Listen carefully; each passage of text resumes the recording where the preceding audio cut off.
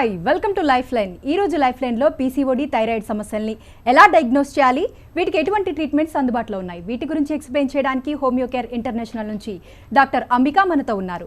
ఈ సమస్యలకి సంబంధించి మీకు ఎటువంటి డౌట్స్ ఉన్నా స్క్రీన్పై కనిపిస్తున్న నెంబర్స్కి కాల్ చేసి నేరుగా డాక్టర్ అంబికతో మాట్లాడండి. నమస్తే మ్యామ్. నమస్తే మ్యామ్, అసలు ఈ థైరాయిడ్ రావడానికి మెయిన్ రీజన్స్ ఏంటి? ఈ థైరాయిడ్ ఎన్ని టైప్స్గా ఉంటుంది? థైరాయిడ్ సమస్య అనేది మనకి ముఖ్యంగా హైపో అండ్ హైపర్ థైరాయిడిజంతో బయటపడుతుంది. థైరాయిడ్ అనేది ఈ గ్లాండ్ ఒక ఎండోక్రైన్, అంటే మన బాడీలో అతి ముఖ్యమైన ఎండోక్రైన్ గ్రంథి. సో ఈ గ్రంథి అనేది మెడ దగ్గర గొంతు ముందు ప్రాంతంలో సీతాకొక చిలుక ఆకారంలో ఉన్న అతి ముఖ్యమైన ఎండోక్రైన్ గ్రంథి. సో ఈ ఎండోక్రైన్ గ్రంథి నుంచి విడుదలయ్యే T3 అండ్ T4 అనే హార్మోన్స్ మనకి బాడీలో జరిగే ప్రధాన జీవక్రియలన్నింటినీ కూడా నియంత్రిస్తూ ఉంటాయి. సో అంటే ముఖ్యంగా లోకోమోటర్ సిస్టమ్ కానీ, గుండె, నాడీ వ్యవస్థ కానీ, రీప్రొడక్టివ్ ఆర్గన్స్ కానీ, ఇవేవైతే అతి ముఖ్యమైన అవయవాలు ఏవైతే ఉంటాయో ఇవన్నీ కూడా మనకు ఈ T3, T4 హార్మోన్స్ రెగ్యులర్గా విడుదలైనప్పుడు వీటి యొక్క పనితీరు కూడా సక్రమంగా ఉంటుంది.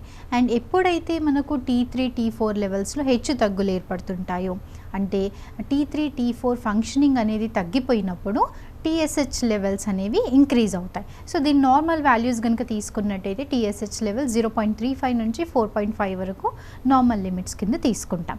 సో T3, T4 లెవెల్స్ అనేవి under functioning of the hormone, ఇది తగ్గినప్పుడు TSH పెరుగుతుంది. ఆ కండిషన్ని మనం హైపోథైరాయిడిజం అంటాం. T3, T4 లెవెల్స్ అనేవి ఇంక్రీజ్ అవుతూ TSH లెవెల్స్ అనేవి 0.35 కంటే తక్కువగా పడిపోయినప్పుడు ఆ కండిషన్ని హైపర్ థైరాయిడిజం అంటాం. సో ఈ రెండు ఫ్లక్చుయేషన్స్తో మనకి థైరాయిడ్ యొక్క సమస్య బయటపడవచ్చు. అండ్ కొన్ని కండిషన్స్లో TSH లెవెల్స్ అనేవి 4 to 5 మధ్యలో ఉంటుంటాయి, కానీ వాటి యొక్క లక్షణాలు బరువు పెరగడం కానీ, కొంచెం డల్నెస్ కానీ, హెయిర్ ఫాల్ కానీ కనిపిస్తూ ఉంటాయి. ఇలాంటి కేసెస్ కూడా సబ్ క్లినికల్ హైపోథైరాయిడిజం కింద రూల్ అవుట్ చేస్తాయి. అంటే ఈ లెవెల్స్ అనేవి ఫ్లక్చుయేట్ అవుతుంటాయి, ఒక్కసారిగా లక్షణాలు అనేవి బయటపడవచ్చు, పడకపోవచ్చు. సో ఈ లక్షణాలతో కూడా మనకు సిమ్టమ్స్ కనిపించవచ్చు. And at the same time గొంతు దగ్గర ఈ థైరాయిడ్ యొక్క గ్రంథిలో మనకి రైట్ అండ్ లెఫ్ట్ లోబ్లో నోడ్యులార్ చేంజెస్ కానీ, సిస్టిక్ చేంజెస్ కానీ కనిపిస్తూ ఉంటాయి. చాలామందికి ఇలాంటి చేంజెస్లో హైపోథైరాయిడిజంతో పాటు నోడ్యులార్ చేంజెస్ ఉండొచ్చు, లేదా T3, T4 లెవెల్స్ అనేవి కొంచెం ఫ్లక్చుయేట్ అవుతూ మనకు కంప్లీట్గా ఈ గాయిటర్, అంటే గొంతు దగ్గర వాపు, లైక్ రైట్ సైడ్ కానీ, లెఫ్ట్ సైడ్ కానీ, లేదా కొంతమందికి రెండు లోబ్స్లో కూడా వాపు అనేది కనిపించవచ్చు. And at times TSH functioning అనేది నార్మల్గా ఉంటూ కూడా ఈ గాయిటర్ చేంజెస్ కనిపించవచ్చు. So we have to rule out. చాలా టైమ్స్ ఏంటంటే ఇది జన్యుపరమైన కారణాలు దీనికి దోహదపడుతుంటాయి. మానసిక ఒత్తిడి, స్ట్రెస్ ఎక్కువగా ఉన్నప్పుడు కూడా హార్మోన్స్ తొందరగా వీటికి ప్రభావితం అవుతుంటాయి. And at the same time iron deficiency కానీ, ఇలాంటి ఫ్యాక్టర్స్తో మనకు ఈ థైరాయిడ్ అనేది వచ్చే ఛాన్సెస్ ఎక్కువగా ఉంటాయి. అదేవిధంగా పీసీఓడి రావడానికి కారణాలు ఏంటి, సిమ్టమ్స్ ఎలా ఉంటాయంటారు? పీసీఓడి సమస్య అనేది ఇది మన యూట్రైన్ క్యావిటీకి సంబంధించి ఈ గర్భాశయం ఏదైతే ఉంటుందో వీటిలో ఓవరీస్, వీటిని లైక్ మనకి రైట్ అండ్ లెఫ్ట్ సైడ్గా ఏర్పరచుకొని ఉంటాయి. ఈ ఓవరీస్లో నీటి తిత్తులు ఫామ్ అవ్వడం దాన్ని పాలిసిస్టిక్ ఓవేరియన్ డిజీజ్ లేదా సిండ్రోమ్ అని కూడా చెప్తూ ఉంటాం. అంటే పీసీఓడి సమస్య సింగిల్గా అక్కడ ఓవరీస్లో సిస్ట్లు ఫామ్ అయ్యి వదిలేదు. ఈ సిస్ట్లు ఫామ్ అవ్వడానికి ముఖ్య కారణం హార్మోన్స్ దెబ్బతినడం. ముఖ్యంగా ఒక్కొక్కసారి మనకి ఏమవుతుంటుందంటే హైపోథైరాయిడిజం కానీ, హైపర్ థైరాయిడిజంతో పాటు పీసీఓడి రావడం, లేదా ఇదేది లేకుండా కూడా సిస్ట్లు ఫామ్ అవుతుంటాయి. అగైన్ ఇక్కడ మళ్ళీ మనకు FSH, LH hormone, androgen, testosterone హార్మోన్స్లో హెచ్చు తగ్గులు ఏర్పడినప్పుడు ఇక్కడ ఓవరీస్లో సిస్ట్లు ఫామ్ అవుతుంటాయి. ఇవి ఇలా ఫామ్ అవుతూ పీరియడ్స్ అనేవి కంప్లీట్గా ఇర్రెగ్యులారిటీలోకి తీసుకోవడం, అంటే 2-3 మంత్స్ వరకు, 6 మంత్స్ వరకు పీరియడ్స్ రాకపోవడం, amenorrhoea, and at the same time two frequent menstruation, oligomenorrhoea కానీ, పాలిమెనోరియా కానీ కనిపించవచ్చు. అండ్ పీసీఓడి సిండ్రోమ్ అని ఎందుకు చెప్తాం? ఇక్కడ పీరియడ్స్ రాకపోవడమే కాకుండా కంప్లీట్గా మనకి ఓవరాల్ బాడీ, అంటే ఫిజికల్ అపియరెన్స్ కూడా డిస్ఫిగర్మెంట్ అవుతుంటుంది. అంటే ఒబేసిటీ పెరగడం, సెంట్రల్ ఒబేసిటీ పెరగడం, అండ్ వెయిట్ గెయిన్ అనేది చాలా ట్రిమెండస్గా ఉంటుంది. కొంతమంది 80 kgs, 90, 100 kgs వరకు కూడా వెళ్ళిపోతుంటారు పీసీఓడి ఇంబ్యాలెన్స్ వల్ల. And at the same time మళ్ళీ అక్కడ ఫేస్లో యాక్నీస్ ఉండడం, యాక్నీ రేజియోజా కావచ్చు, హిర్సుటిజం కావచ్చు, అన్వాంటెడ్ హెయిర్ గ్రోత్ కావచ్చు. ఈ అన్వాంటెడ్ హెయిర్ గ్రోత్ అనేది అప్పర్ లిప్ పైన, చిన్ స్కిన్ పైన పెరగడం, అంటే ఇక్కడ route cause is at the level of male hormone సంఖ్య అనేది పెరుగుతుంది, ఆండ్రోజన్ అండ్ టెస్టోస్టెరాన్ పెరుగుతుంది కాబట్టి సిస్ట్లు ఫామ్ అవుతాయి. ద మోస్ట్ కామన్ పీసీఓడి కేసెస్లో 30% రిస్క్ ఫ్యాక్టర్స్ ఈ అన్వాంటెడ్ హెయిర్ గ్రోత్ కానీ, యాక్నీస్ కానీ, డాండ్రఫ్ కానీ, హెయిర్ ఫాల్ కూడా ట్రిమెండస్గా ఉంటుంది. అందుకని ఈ పీసీఓడిని పీసీఓఎస్ అని కూడా చెప్తారు. సిండ్రోమ్ అంటే వెన్ ఒక ఆర్గన్ కాకుండా multiple organs and at the same time multiple ప్లేసెస్లో మనకు ఇంబ్యాలెన్స్ ఇచ్చినప్పుడు అది సిండ్రోమ్గా పరిగణించబడుతూ ఉంటుంది. And most likely female pattern baldness కూడా కనిపించే రిస్క్ ఫ్యాక్టర్స్ ఉంటాయి. ఎక్కువ ఏజ్ గ్రూప్ తీసుకున్నట్టయితే ప్యూబర్టీ దశ నుంచి teenage and at the same time 35 years age group వరకు ఫర్టిలిటీ స్టేజ్లో ఉన్న వాళ్ళకు ఎక్కువగా ఈ పీసీఓడి సమస్యలు నోటీస్ చేయొచ్చు. అండ్ లక్షణాలు అనేవి ఒకలాగానే కనిపించకపోవచ్చు. కొంతమందికి ఇర్రెగ్యులారిటీ పీరియడ్స్ ఉంటాయి, కొంతమందికి కంప్లీట్ ఓవర్ బ్లీడింగ్ సైకిల్స్ ఉంటాయి, కొంతమందికి స్కాంటీ బ్లీడింగ్ ఉంటుంది. సో ఈ differentiates from person to person. Okay అండి, కాలర్ రెడీగా ఉన్నారు. చెప్పండి మీ ప్రాబ్లం డాక్టర్ గారితో చెప్పండి. మాట్లాడండి మేడం. నా పేరు వసుల మేడం, నెల్లూరు నుంచి కాల్ చేస్తున్నాను. చెప్పండి అమ్మా. మేడం నాకు పీసీఓడి ఉంది మేడం. నా పెళ్ళి 5 ఏళ్ళు మేడం. ఎన్ని ఇయర్స్ అమ్మా? పెళ్ళి 5వ సంవత్సరం పెట్టింది మేడం, ఆగస్టు. ఓకే. నాకు పీసీఓడి ప్రాబ్లం ఉందని ట్రీట్మెంట్ తీసుకుంటున్నా మేడం. ఓకే. మొన్న జనవరి 1st అప్పుడు మాత్రం ఐయుఐ చేయించుకున్నాను మేడం నేను. ఓకే. ఐయుఐ చేయించుకుంటే మామూలు బ్లీడింగ్ అంటే డేట్ వచ్చేసింది, ఫెయిల్ అయిపోయింది అన్నారు మేడం. ఓకే. తర్వాత ఇంకా హాస్పిటల్కి వెళ్ళలేదు, ఆపరేషన్ ముందు డేట్లు ఏమో కరెక్ట్గా వస్తూ ఉన్నాయి మేడం. వస్తున్నాయా? ఓకే. ఇప్పుడు 8వ తేదీకి రావాల్సిన డేటు ఇంకా రాలేదు మేడం. ఓకే. ఏదన్నా ప్రెగ్నెన్సీ ఏదన్నా ఉంటుందా అంటే తెలీదు, నాకు ఇంతవరకు అయితే రాలేదు. ఓకే, ఒకసారి టెస్ట్ కూడా చేయించండి అమ్మా. యూరిన్ ప్రెగ్నెన్సీ టెస్ట్ కిట్ ద్వారా చేసుకోండి. ఇంకా ఫర్దర్ అంటే 8th కదమ్మా, ఇప్పుడు 8th LMP was missed. So ఇంట్లో కిట్ ద్వారా చూసుకోండి. అండ్ నెక్స్ట్ వచ్చేసి మనకి హెచ్సిజీ టెస్ట్ కూడా ఉంటుంది. సో ఈ టెస్ట్ ద్వారా కూడా మనకి బీటా హెచ్సిజీ ద్వారా ఏంటంటే లైక్ ప్రెగ్నెన్సీ కనుక పాజిటివ్గా ఉన్నట్టయితే దాంట్లో ఈ రేషియో అనేది ప్రెగ్నెన్సీ రేషియోలో ఉందా లేదా అనేదని క్రాస్ వెరిఫై చేసుకోవచ్చు. ఆఫ్టర్ 10 to 15 days తర్వాత స్కాన్ ద్వారా ఒకవేళ ప్రెగ్నెన్సీ ఉంటే కన్ఫర్మ్గా ఉందా లేదా కూడా మనకు స్కాన్ ద్వారా కన్ఫర్మ్ అవుతుంది. ఇమీడియట్ స్కాన్లో మనకి ఏం కనిపించకపోవచ్చు కూడా. సో ఒకసారి టెస్ట్ చేయించండి అండ్ బీటా హెచ్సిజీ కూడా చూసుకోండి అమ్మా. ఓకే డాక్టర్ గారు, థైరాయిడ్ పీసీఓడి అనేది జెనెటిక్ సమస్యగా పరిగణించవచ్చా మనం? యా, డెఫినెట్గా థైరాయిడ్ పీసీఓడి అనేది వాళ్ళ జన్యుపరమైన కారణాలే దోహదపడుతుంటాయని చెప్పొచ్చు. ఫ్యామిలీ హిస్టరీలో కనుక ఉన్నట్టయితే 50 to 60% హై రిస్క్ ఫ్యాక్టర్స్గా వచ్చే ఛాన్సెస్ ఉంటాయి. హైపర్ థైరాయిడిజం ఫ్యామిలీలో రన్ అవుతూ ఉంటుంది. అంటే స్ట్రాంగ్ ప్రిడామినెంట్ ఫ్యాక్టర్స్ అనేవి కనిపిస్తుంటాయి, పేరెంట్స్లో ఉన్న పిల్లలకు వచ్చే ఛాన్సెస్ ఉంటాయి. And at the same time ఎవరికి లేకపోయినప్పటికీ కూడా వాళ్ళ లైఫ్ స్టైల్లో ఒక సర్టన్ ఏజ్, మిడిల్ ఏజ్ గ్రూప్లా, టీనేజ్ గ్రూప్లా డయాగ్నోజ్ అవుతుందంటే డెఫినెట్గా వాళ్ళ genes are prone to that kind of endocrine hormone disturbance అని చెప్పుకోవచ్చు. అండ్ పీసీఓడి సమస్యలు కూడా మదర్కి కనుక పీరియడ్ సైకిల్ ఎలా ఉంది, ఎప్పుడైతే మనము హోమియోపతి ట్రీట్మెంట్లో పీసీఓడి కేసు కనుక మనం డీల్ చేస్తున్నట్టయితే కంప్లీట్ హిస్టరీ, మెనార్క్ హిస్టరీ అనేది తీసుకుంటాం. మెచ్యూర్ అయినప్పటి నుంచి పీరియడ్స్ ఎలా ఉన్నాయి and at the same time family history, hormonal disturbances ఫ్యామిలీలో ఎలా ఫ్లక్చుయేట్ అవుతున్నాయని సిస్టర్కి కానీ మదర్కి కానీ ఉన్నట్టయితే వచ్చే ఛాన్సెస్ కూడా 50% ఉంటాయని చెప్పొచ్చు. ఇప్పుడు ఇర్రెగ్యులర్ పీరియడ్స్ అనేది చాలామంది ప్రాబ్లం. అసలు ఎందుకు ఇలా జరుగుతుందంటారు? సో ఇర్రెగ్యులర్ పీరియడ్స్ కనుక కనిపిస్తున్నాయంటే మెచ్యూర్ అయినప్పటి నుంచి కూడా సైకిల్ లెంత్ అనేది నార్మల్గా మెయింటైన్ అవుతుందా లేదా హిస్టరీ తీసుకుంటాం. అండ్ లేదు ఫస్ట్ కొంచెం ఇబ్బంది పడింది, తర్వాత రెగ్యులరైజ్ అయ్యాయి. So there is nothing to worry. ఎందుకంటే మెచ్యూర్ అయిన టైం నుంచి కూడా ఒక 6 to 8 monthsలో ఈ హైపోథలామో పిట్యూటరీ ఓవేరియన్ యాక్సిస్ అనేది ఫంక్షనింగ్లోకి రావడానికి కొద్దిగా టైం తీసుకుంటుంది. కానీ అది ప్రొలాంగ్డ్గా ఆఫ్టర్ 5 to 6 cycles తర్వాత కూడా ఇర్రెగ్యులారిటీ కనిపిస్తుందంటే డెఫినెట్గా we have to rule out. Primary aspect is hormone imbalance. And next వచ్చేసి చైల్డ్హుడ్ ఒబేసిటీ ఏమన్నా ఉందా. అండ్ పీరియడ్ ఇర్రెగ్యులారిటీలో కామనెస్ట్ ఫ్యాక్టర్గా చూసేది పీసీఓడి, థైరాయిడే కాకుండా హైపర్ థైరాయిడిజమే కాకుండా next we have to try to rule out ఇప్పుడు కొంతమందికి హార్మోన్స్ తీసుకుంటూ ఉంటారు, కొద్ది రోజులు రెస్పాండ్ అవుతుంది, ఆ తర్వాత మళ్ళీ హార్మోన్స్కి కూడా రెస్పాండ్ అవ్వకుండా ఉందంటే ట్యూబ్స్ ఏమైనా బ్లాక్ ఉన్నాయా, ట్యూబల్ బ్లాకేజెస్ ఉన్నాయా, లేదంటే నెక్స్ట్ కాజిటివ్ ఫ్యాక్టర్స్లో అదర్ ఇన్ఫెక్షియస్ ఆరిజిన్ ఏమన్నా ఉందా అనేదని చూసుకోవాలి. ఇంకా అదర్ ఫ్యాక్టర్స్ డీప్ సీటెడ్ ప్యాథాలజీలో కనుక తీసుకున్నట్టయితే హార్మోన్స్ అనేవి FSH అండ్ LH హార్మోన్ అనేది ఎక్కువ మోతాదులో విడుదలవుతున్నప్పుడు, more than the limits 50 to 100 ఈ రేంజ్లో రిలీజ్ అవుతున్నప్పుడు కూడా కంప్లీట్గా పీరియడ్స్ అనేవి సప్రెస్ అయిపోతాయి. వీళ్ళకి ఇనీషియల్ డేసెస్లో లైక్ హార్మోన్స్తో రెస్పాండ్ అయినప్పటికీ కూడా లేటెస్ట్ స్టేజెస్లో హార్మోన్స్తో కూడా పీరియడ్స్ అనేవి స్టిమ్యులేట్ అవ్వకపోగా కంప్లీట్గా అమెనోరిక్ సైకిల్స్ అంటే 2 years 3 years వరకు కూడా పీరియడ్స్ రాకుండా ఆగిపోతాయి. అండ్ యూట్రైన్ క్యావిటీ కనుక తీసుకున్నట్టయితే పీరియడ్స్ రెగ్యులర్గా రావాలి అని అంటే అక్కడ యూట్రైన్ క్యావిటీ సపోర్టివ్గా ఉండాలి. ఎండోమెట్రియం థిక్నెస్ అనేది పల్చగా ఉన్నప్పుడు కూడా థిన్ ఎండోమెట్రియం లేయర్ ఇది కూడా మళ్ళీ కొంచెం కాంప్లికేటెడ్ కండిషన్ని. ఎండోమెట్రియం లేయర్ గర్భసంచి పొర అనేది ఫామ్ అవ్వకపోగా కూడా ఎగ్ రిలీజ్ అవుతున్నప్పటికీ కూడా ఈ గర్భసంచి పొర ఫామ్ అవ్వకపోగా పీరియడ్స్ అనేవి రాకుండా ఉంటుంటాయి. సో కామన్ ఫ్యాక్టర్స్ కొంచెం కాంప్లికేటెడ్గా ఉన్న డీప్ సీటెడ్ ప్యాథాలజీస్ డివైడ్ చేసినట్టయితే thin endometrium, small ovaries, streak ovaries కానీ, and at the same time blockages issues కానీ, స్మాల్ యూట్రస్ కానీ ఇలాంటివి ఉన్నప్పుడు కంప్లీట్గా పీరియడ్స్ అనేవి సప్రెస్ అవుతుంటాయి. So we have to rule out hormones and developmental anomalies లేదా కంజనైటల్ ఏమన్నా ఉన్నాయా అనేది రూల్ అవుట్ చేస్తాం. ఓకే, కరీంనగర్ నుంచి కాలర్ రెడీగా ఉన్నారండి. అనుష గారు.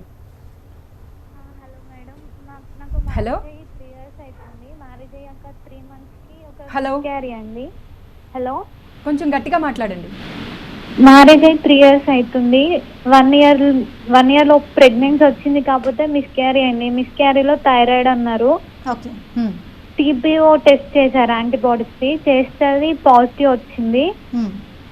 దానివల్ల మళ్ళీ ప్రెగ్నెన్సీకి కాకపోవడం, అది అంటే ఎదుగుదల లేకపోవడం అలాంటి ప్రాబ్లమ్స్ ఉంటాయా? అంటే ఫెర్టిలిటీ కోసం మళ్ళీ ఏమైనా వేరే హాస్పిటల్స్కి వెళ్ళాల్సి వస్తుందా? ఓకే అమ్మా, ఇప్పుడు పీరియడ్స్ రెగ్యులర్గా ఉన్నాయమ్మా? పీరియడ్స్ రెగ్యులర్గానే ఉన్నాయి, కానీ మామూలుగా బ్లీడింగ్ ఉంటుంది కదా, అది 5 days అయ్యేది 2.5 days అలా అవుతుంది. ఇప్పుడు థైరాయిడ్ సప్లిమెంట్ ఎంత యూజ్ చేస్తున్నారమ్మా? 75 అండి. 75. సో ఫస్ట్ మీకు అంటే మిస్క్యారేజ్ అయినప్పుడు ఏ మంత్లో మిస్క్యారేజ్ అయిందమ్మా?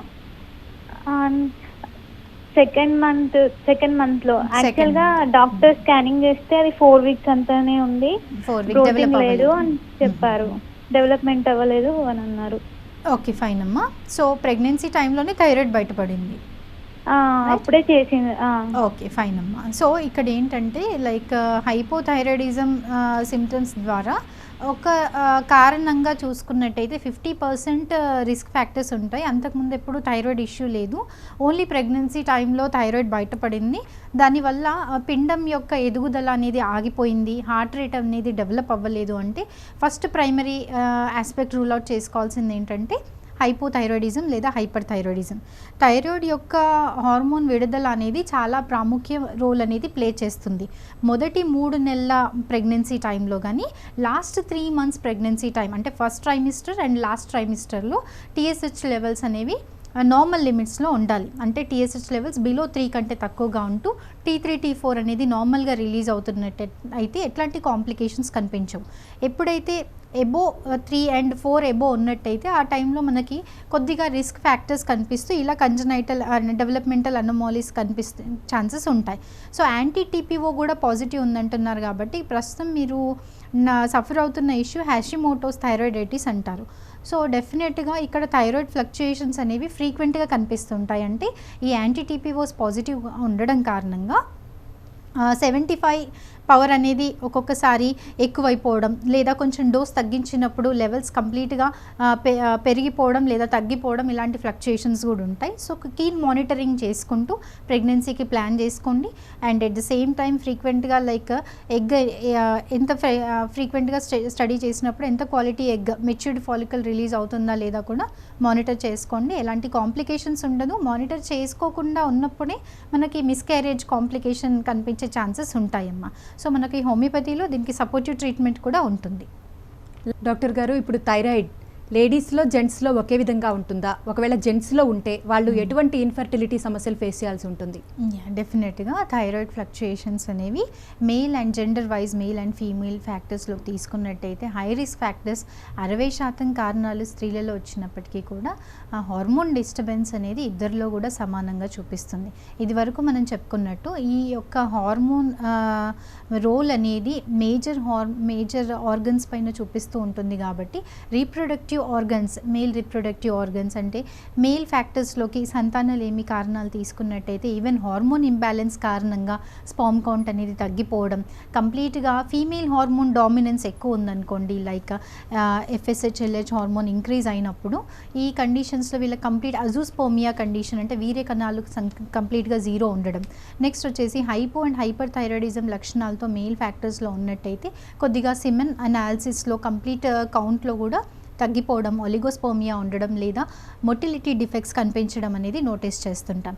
అండ్ హైపోథైరాయిడిజంలో ముఖ్యంగా అధిక బరువు, obesity will be the major factor. కాబట్టి ఇక్కడ obesity, bad cholesterol, type 2 diabetes, again ఇది కూడా హార్మోన్ డిస్టర్బెన్సే.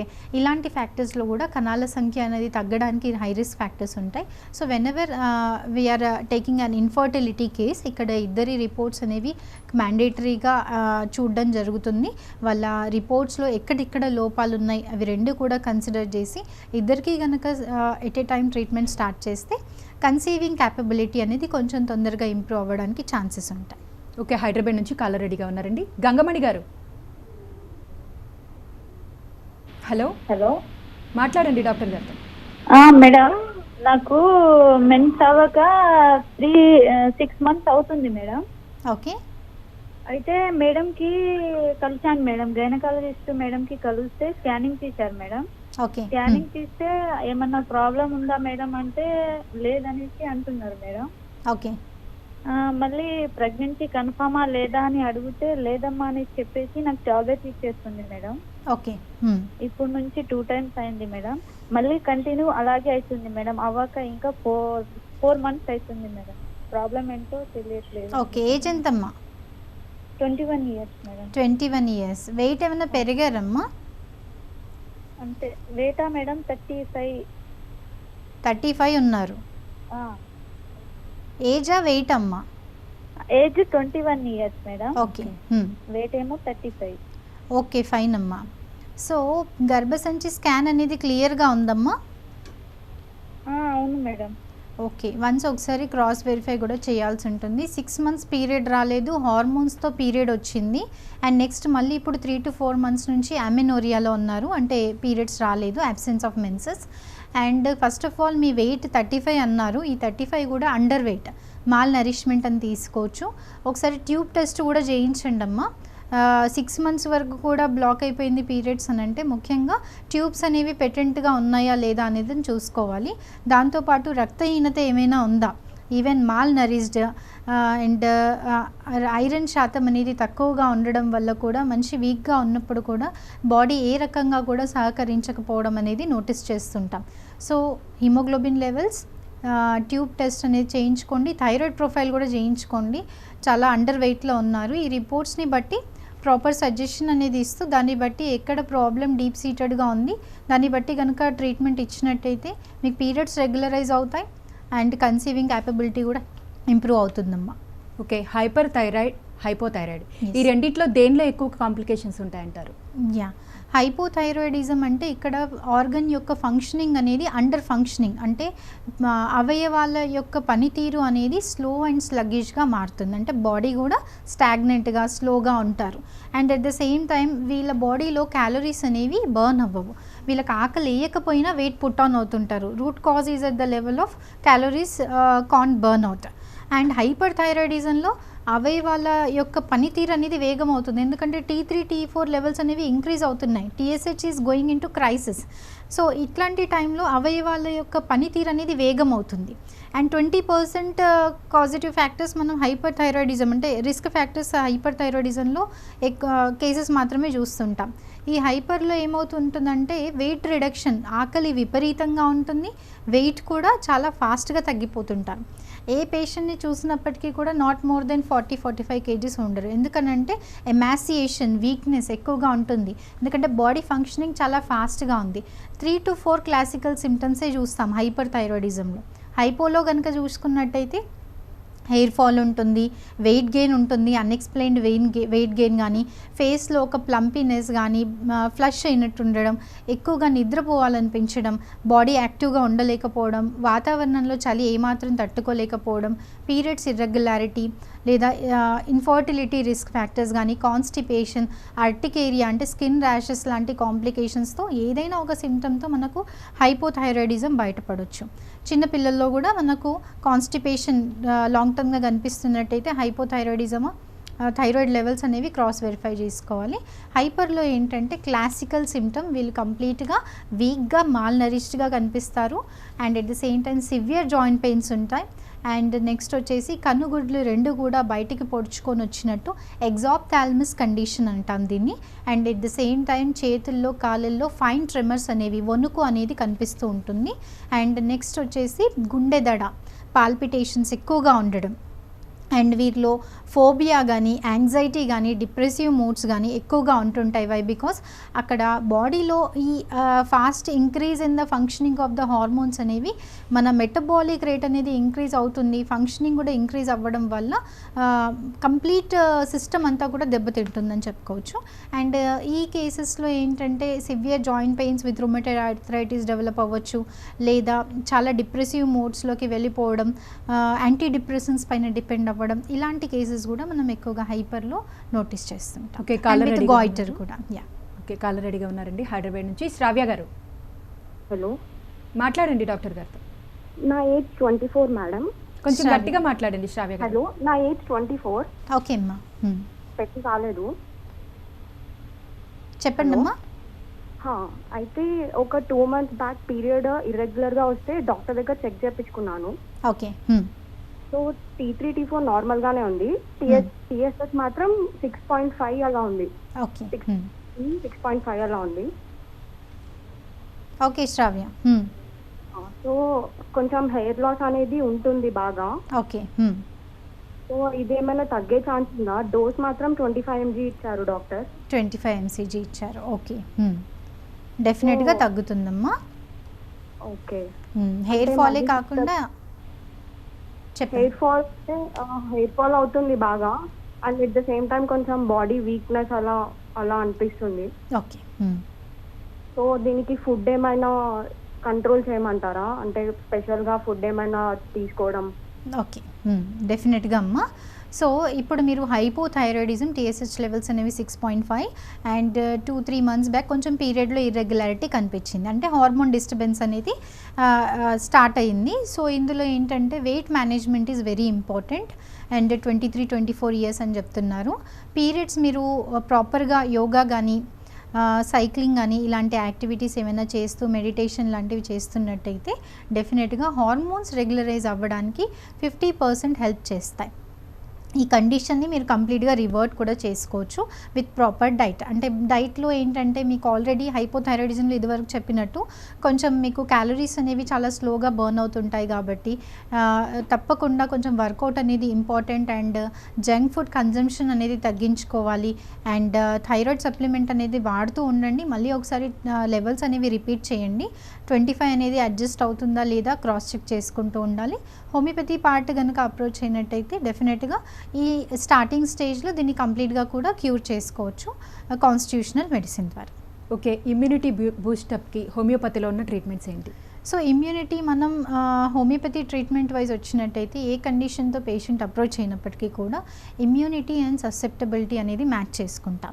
అంటే కామన్ అంటే ఫీవర్లో వచ్చే కామన్ సిమ్టమ్స్ కాకుండా PCODలో అంటే కామన్ డ్రగ్ అనేది ఎవరికి ఇవ్వడం జరగదు. ఇక్కడ వాళ్ళ యొక్క మానసిక శారీరక లక్షణాలని, వాళ్ళ ఇమ్యూనిటీ అండ్ ససెప్టబిలిటీని మ్యాచ్ చేసుకొని రోగనిరోధక శక్తి ఎలా ఉంది, సో ఇవన్నీ కూడా మ్యాచ్ చేసుకొని డిజీజ్ ఎప్పటి నుంచి ఉంది, డిజీజ్ ఫోర్స్ అనేది ఎంత వేగంగా వేగంగా వాళ్ళని ఇబ్బంది పెడుతుంది. ఇవన్నీ బేసిస్లో కూడా మనం డయాగ్నోస్ చేసుకొని ఇచ్చే మెడిసినే కాన్స్టిట్యూషనల్ సిమిలిమం. సో ఈ కాన్స్టిట్యూషనల్ సిమిలిమం ద్వారా మనం అప్రోచ్ అయినట్టయితే డెఫినెట్గా మనకి ఈ మెడిసిన్ ఏం చేస్తుందంటే మన రోగ నిరోధక శక్తిని, బాడీలో ఉన్న వైటల్ ఫోర్స్ని స్టిమ్యులేట్ చేసుకుంటూ బాడీలో జరిగే ఫ్లక్చుయేషన్స్ని రెక్టిఫై చేసుకుంటూ వస్తుంది. ఏ కండిషన్లో తీసుకున్నప్పటికీ కూడా రోగనిరోధక శక్తి అనేది స్ట్రాంగ్గా ఉన్నప్పుడు ఎలాంటి డిజీజ్ ఫోర్స్ వచ్చినప్పటికీ కూడా దాన్ని తీవ్ర పరిమాణాల్లోకి తీసుకెళ్లకుండా ప్రొటెక్ట్ చేస్తుంది. సో మనం ఇచ్చే మెడిసిన్ కూడా we are just stimulating the immune system so that the body itself take cares. అంటే బాడీ ఎలాంటి కాంప్లికేషన్స్ ఉన్నా దాన్ని హీల్ చేసుకునే క్యాపబిలిటీ పెరుగుతుంది. సో అందుకనే హోమియోపతి మెథడ్ ఆఫ్ అప్రోచ్ కానీ ట్రీట్మెంట్ కానీ కంప్లీట్గా యూనిక్ కాంబినేషన్, పేషెంట్ యొక్క immunity, susceptibility, physical symptoms, mental symptoms ఇవన్నీ కూడా మ్యాచ్ చేసుకొని ఇవ్వడమే ఈ కాన్స్టిట్యూషనల్ సిమిలిమం. సో ఈ జీనోమ్ కాన్స్టిట్యూషనల్ ట్రీట్మెంట్ ద్వారా మనకు లైక్ తీవ్రంగా ఇబ్బంది పెట్టే హార్మోన్ డిస్టర్బెన్సెసే కావచ్చు, లేదా అలర్జీ, సైనోసైటిస్, లేదా హైపర్ థైరాయిడిజం, వీటన్నిటిలో కూడా పర్మనెంట్ రిలీఫ్ ఎప్పుడు వస్తుందంటే మన బాడీని కంప్లీట్గా క్లెన్స్ చేసుకొని ఇమ్యూన్ సిస్టమ్ని యాక్టివేట్ చేయడమే ఈ కాన్స్టిట్యూషనల్ డ్రగ్ చేసే పని అని చెప్పొచ్చు. Okay, thank you so much ma'am. ఇది ఇవాల్టి లైఫ్ లైన్. చూస్తూనే ఉండండి TV9.